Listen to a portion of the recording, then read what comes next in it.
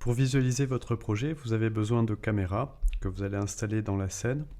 Vous avez dans Archicad la possibilité de placer des objets caméras que vous trouvez dans la barre d'outils présente ici.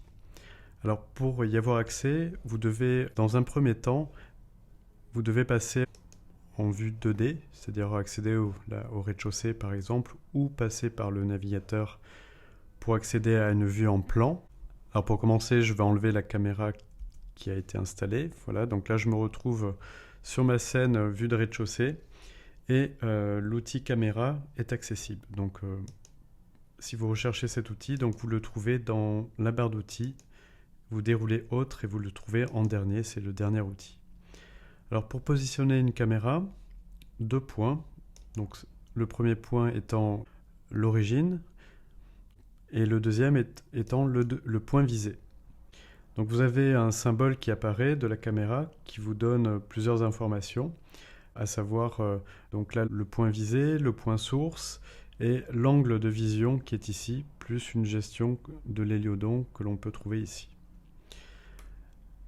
Dès lors que vous avez installé une caméra, vous allez voir apparaître dans le navigateur un élément qui s'appelle pour le moment parcours sans titre et à l'intérieur duquel vous allez trouver votre caméra. Alors pourquoi parcours? C'est parce que vous pouvez installer autant de caméras qui seront autant de points clés avec une trajectoire qui va automatiquement se générer et que vous pourrez contrôler. Donc pour accéder au point de vue de ma caméra, je double-clique dessus et donc je bascule automatiquement en fenêtre 3D. Alors si vous souhaitez ajuster cette caméra, ce point de vue, vous pouvez parfaitement le faire avec la barre d'outils Visualisation 3D. Vous pouvez très bien utiliser Orbit 3D qui vous permet de basculer votre vue. En appuyant sur la molette, vous pouvez faire une translation comme ceci. Dès que votre point de vue vous convient, vous cliquez droit sur la caméra pour pouvoir actualiser votre vue. Donc c'est ici, changer cette vue à la vue actuelle, ce qui signifie l'actualiser. Donc si je retourne sur le rez-de-chaussée, voilà, je vois que la caméra s'est modifiée en conséquence.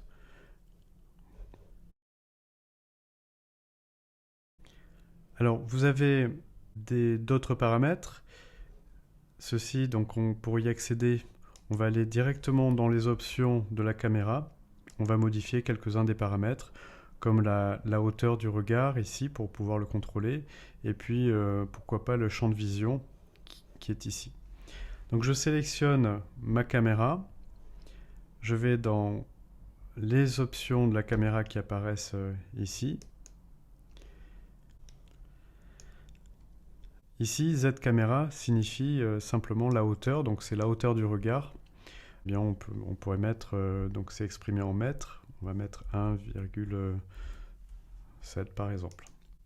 Donc le point de vue va s'abaisser d'autant que j'ai pu mettre cette valeur. La distance, alors si on veut contrôler parfaitement la distance entre le point de la caméra et le point visé, on peut le déterminer ici. Dans certains cas, vous serez amené à modifier le cône de vision. Alors le cône de vision, c'est ni plus ni moins que le champ angulaire, c'est ce que vous voyez matérialisé ici. Donc là, vous voyez précisément ce qui sera vu par la caméra, du moins le champ d'action de la caméra. Le champ angulaire de la caméra est exprimé ici, entre ces deux lignes. Donc si vous souhaitez modifier, par exemple travailler plutôt avec des grands angles, donc 50, ça correspond à peu près à notre champ de vision. Donc si vous voulez accentuer cela, vous pouvez mettre par exemple 90. Et donc ça ne se met pas à jour de suite, il faudra que je valide. Le point visé, donc lui, on va pouvoir déterminer exactement sa hauteur. C'est plus facile de le faire dans une vue 3D. L'azimut également, donc on va pouvoir changer l'angle ici. Bon, et l'inclinaison, donc on pourra faire tourner la caméra autour de son axe, ce qui donnera une impression de roulis. On va laisser ça à 0 pour garder l'horizon droit. Donc ensuite, après, vous avez une gestion de l'altitude du soleil, son altitude et son azimut ici. Alors, je verrai plus tard parcours. Pour le moment, je laisse ça comme ceci. Je fais appliquer. Voilà. Donc, dès que j'ai appliqué mon paramètre, je vois que l'angle de vision a été modifié. Et donc, je verrai maintenant les deux extrémités de ce bâtiment. Donc, on peut le contrôler via la caméra. Donc, double-clic ici. Donc, je me rends compte que effectivement, l'angle de vision a changé. La hauteur également, la caméra est descendue à 2 mètres, à 1,70 m tel que je l'ai programmé. Ces réglages, vous les trouvez également via point de vue. Vous retrouvez les réglages ici, donc ceux de la caméra, ceux qu'on a utilisés tout à l'heure dans la fenêtre 2D. N'oubliez pas que si vous appliquez une modification, je vais changer légèrement le roulis ici, ou je vais mettre une hauteur différente, je vais mettre 1,9. Et puis je vais modifier très légèrement l'inclinaison. On va mettre 10 degrés pour qu'on puisse le voir. Et je valide. Donc ça se met à jour en conséquence. Voilà. Et n'oubliez pas de sélectionner votre caméra dans le navigateur et de mettre à jour votre caméra. Vous trouverez des outils qui sont associés à la caméra dans la barre d'outils visualisation 3D. Si cette barre d'outils n'est pas affichée, vous allez dans Menu Fenêtre, vous choisissez barre d'outils visualisation 3D. Dans le navigateur, je vais choisir la première caméra qui correspond à celle-ci. Voilà. Alors, vous allez trouver différentes choses ici, donc la possibilité de basculer directement dans la fenêtre 3D. Alors, je reviens sur la rez-de-chaussée. Voilà, pour revenir sur la vue, vous pouvez simplement cliquer là-dessus. Vous n'êtes plus obligé de repartir dans le navigateur. Sauf si vous choisissez, comme c'est le cas à présent, une caméra en particulier. Vous avez donc deux choses. La projection perspective, c'est ce que vous voyez ici. Donc vous avez vraiment des lignes de fuite qui pointent vers un point en commun qui est situé à l'horizon. Vous avez juste à côté donc la possibilité de changer ça, c'est-à-dire faire en sorte que vous ayez une projection parallèle. Ici, donc c'est ce que vous voyez à l'écran. J'ai une projection axonométrique, donc sans ligne de fuite. Les lignes que vous voyez ici sont parfaitement parallèles et ne se rejoignent jamais. Alors c'est très utile dès lors que vous voulez par exemple mettre en forme une vue géométrale de cet objet, une élévation de cette pièce par exemple.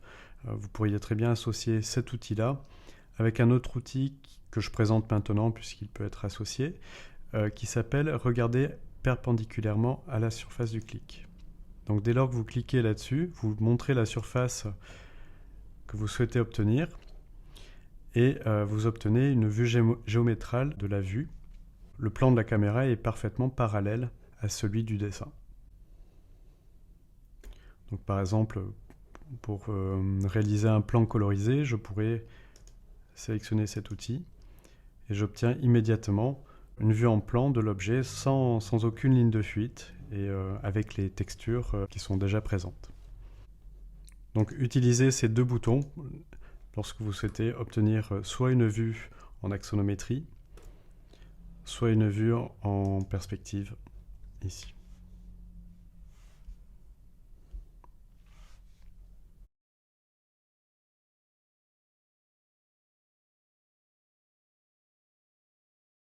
L'icône juste à côté nous donne accès au point de vue donc, que nous avons déjà abordé lors du réglage des caméras. Cette fenêtre est à bascule, c'est-à-dire que vous pouvez passer de la projection perspective à la projection parallèle. Alors à cet endroit, vous définissez la rotation autour des différents axes que vous avez ici. Donc vous pouvez mettre au point une axonométrie, une vue dimétrique, différentes vues en projection parallèle avec des données très précises. Par exemple, je vais mettre 30 ici, 120, 90. Voilà, donc on peut modifier ces angles, donc obtenir exactement ce que l'on veut. Il est également possible de gérer le raccourcissement que l'on a sur X, Z ou sur X, Z ou Y.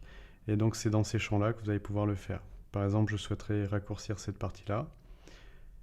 Donc je regarde la valeur Y. Je vais dire que je raccourcis ça de 3 fois, donc je mets un facteur d'échelle de 0,3. Voilà, bon, ça écrase un peu enfin, ça écrase la scène. Je vais le mettre aussi sur Z. Voilà. Bon, tout ça est très normalisé hein, normalement, donc il y a des valeurs à mettre très précises. Vous en avez déjà qui sont prédéfinies par ailleurs. Vous retrouvez différents types de représentations qui elles sont nommées. Axonométrie isométrique, monométrique, dimétrique. Donc vous allez trouver la plupart des cas de figure. Donc une fois que vous avez réglé ceci, vous validez et vous obtenez donc une visualisation conforme aux valeurs que vous avez pu mettre dans cet utilitaire de point de vue.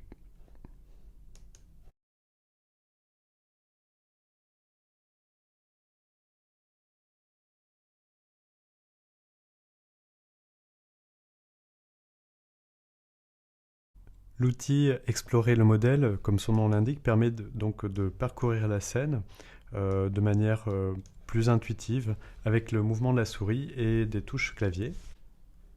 Dès que vous cliquez sur l'icône, vous avez des informations d'exploration 3D qui apparaissent ici, que vous pouvez désactiver une fois que vous avez mémorisé toutes ces commandes-ci. Donc ce sont des raccourcis clavier pour se déplacer. Donc vous pouvez utiliser les flèches du clavier pour vous déplacer, faire des translations en avant, en arrière, latéral gauche et latéral droit, ici. Alors, le plus simple, c'est de tester tout ça. Donc, on clique sur Exploration 3D. Donc, c'est le mouvement de la souris qui va faire en sorte que je vais pivoter sur moi-même. Donc là, je déplace ma souris vers le haut, vers le bas et sur le côté. Donc ça, je reste à la même position. Après, je peux combiner ce déplacement avec la flèche avant du clavier, donc la flèche du haut, qui me permet d'avancer progressivement. Voilà, continuer à observer, avancer. Donc les flèches droite-gauche me permettent de faire des translations de cette manière. Et pour quitter ce mode, vous faites simplement échappe. Vous revenez au mode normal de navigation.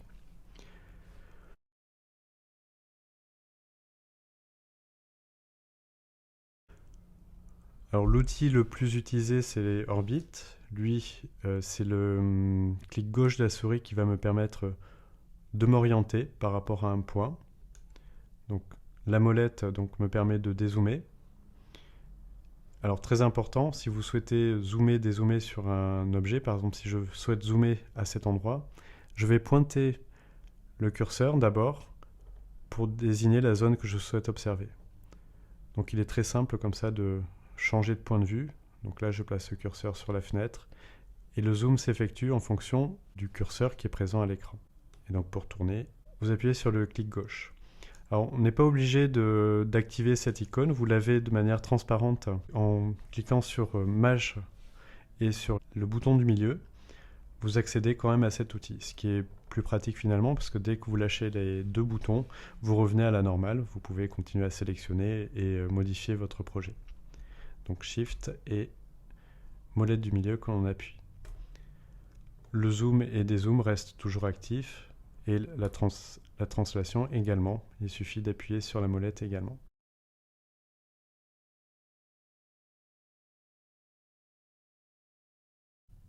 L'outil Regarder permet de montrer un élément qui lui sera centré sur notre écran. Donc, dès que je clique ici, donc par rapport à ma fenêtre, cet objet sera placé exactement au centre. Voilà. Le point de vue reste le même, mais c'est le point visé qui se modifie.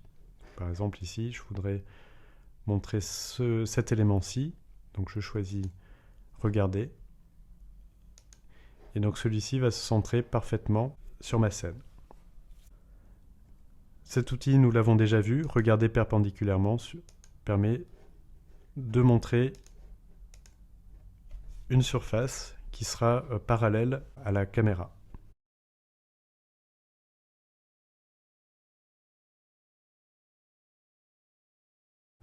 Remettre l'angle d'ouverture peut prêter à confusion. En fait, il s'agit de retrouver l'horizon horizontal si on a fait pivoter notre caméra. Alors je vais retourner ici pour modifier ceci. En fait, c'est l'inclinaison. Si on a modifié l'inclinaison, par exemple ici je mets 20 degrés. Voilà. Donc ce bouton est là justement pour redresser l'angle d'ouverture. Donc ce qu'ils appellent l'angle d'ouverture, c'est l'inclinaison de la caméra. L'outil vue horizontale permet de retrouver les verticales, donc force les verticales à rester strictement verticales. Ça nous évite d'avoir le troisième point de fuite. Dès lors que je clique là-dessus, eh bien, tout est redressé ici. Donc on se retrouve vraiment avec une perspective à 2 points de fuite, ce qui est généralement en architecture plus conforme aux normes de représentation. On cherche à éviter les déformations sur les verticales et donc il faut redresser ces éléments-là. Donc l'outil vue horizontale vous permet de faire cela.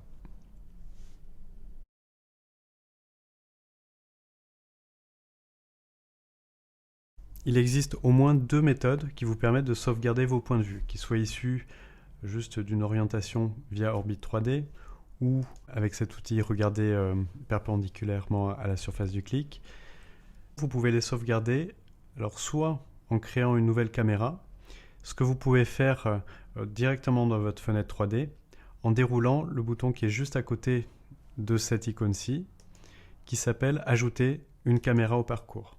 Donc vous allez créer autant de caméras que vous aurez fait de modifications. Par exemple, je choisis ce point de vue. Je choisis, par exemple, une vue horizontale à partir de là. Je me déplace comme ceci. Et je sauvegarde ma vue.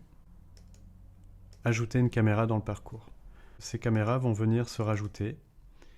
Donc là, c'était mes anciennes caméras. Donc vous pouvez ajouter autant de caméras que vous souhaitez. Donc ça, vous pourrez l'exploiter en faisant éventuellement une visite virtuelle après, par la suite, ou vous pourrez les exploiter dans le carnet de mise en page en cliquant droit, enregistrer et placer sur une mise en page. L'autre méthode pour sauvegarder une vue consiste à passer sur l'onglet Plan de vue. Et à cet endroit aussi, vous pouvez créer de nouvelles vues. Et là, vous accéderez à d'autres options. Donc, vous pourrez nommer votre vue, ici, en choisissant Personnaliser. Sur une perspective, donc vous ne pourrez pas mettre les choses à l'échelle.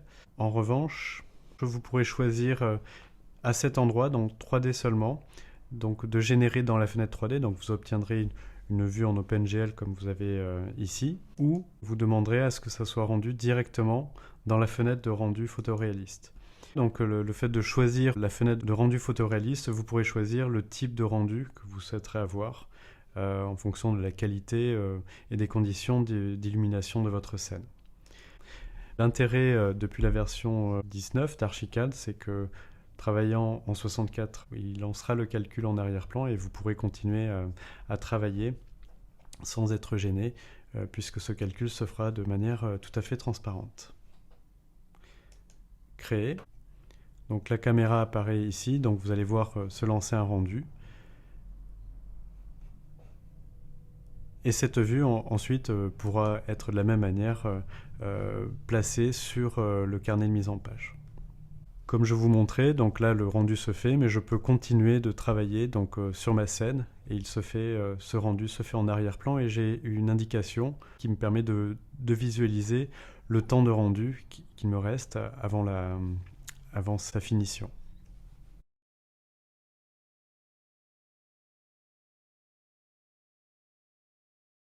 Pour lancer un rendu de l'une des caméras dans le moteur de rendu CineRender, sélectionnez d'abord la caméra que vous avez installée.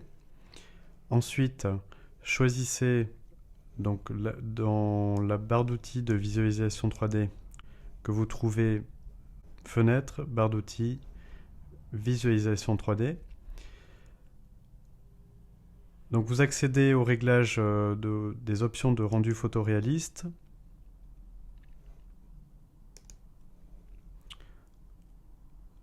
Cliquez sur l'échantillon qui vous donnera un pré-rendu de votre image. Vérifiez dans le deuxième onglet ici que les limites des champs de caméra sont bien cochées. Donc revenez dans les réglages. Choisissez dans réglages de rendu donc la qualité que vous souhaitez, donc basse, moyenne, haute ou finale. Donc le temps de rendu sera d'autant plus important si vous choisissez une haute qualité. Et lancez un rendu photoréaliste via l'icône représentant l'appareil photo. Donc le calcul se fera en 2 temps. Le premier passage, c'est le calcul de l'illumination globale, qui peut prendre un certain temps selon la qualité que l'on a choisie ici. Et dans un deuxième temps, le rendu à proprement parler se déroule. Vous avez une jauge ici qui vous permet de savoir où vous en êtes dans le rendu, avec le rendu exprimé en pourcentage et donné à cet endroit.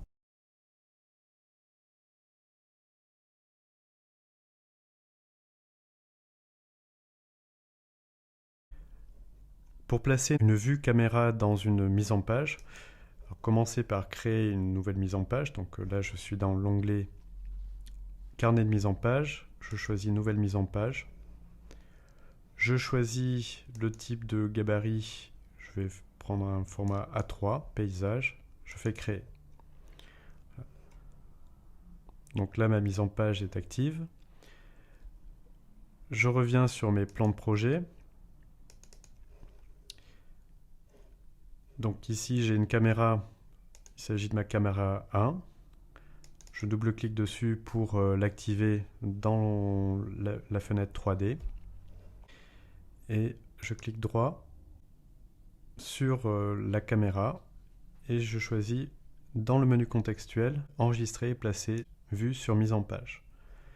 Vous n'avez plus qu'à placer votre vue, éventuellement modifier son échelle grâce à l'outil étirer. Pour que les ombres soient visibles dans votre vue, vous accéderez à ces options dans Options de fenêtre 3D.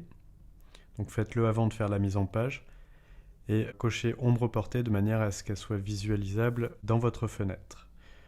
Vous faites OK et au besoin vous mettez à jour votre image si elle a déjà été installée.